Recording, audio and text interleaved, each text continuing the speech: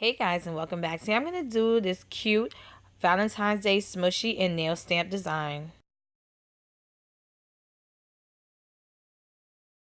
So I'm going to use this sheer pink polish by Pure Ice called Satin Ribbon, pink by Everglaze called Rethink Pink, a peach by Wet n Wild, doesn't have a name, and also red by Wet n Wild.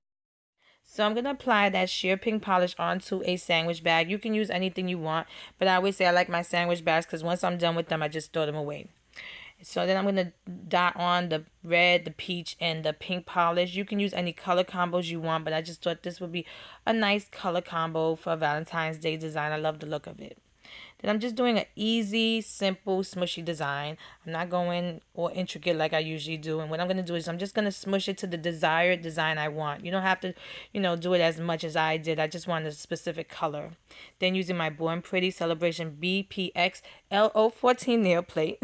It's a Valentine's Day nail plate. I'm going to apply white polish onto a couple of different Valentine's Day designs. I just thought adding those designs on it just really brought the look together. It's really cute, and I love the whole look of it. And then I'm going to apply white polish on this love design. You can do one design, or you could do a whole bunch of different, nail stamp designs. I just thought adding those two designs, like I said, is really cute. It's fun, you know. Any design that you find that's Valentine's Day is perfect.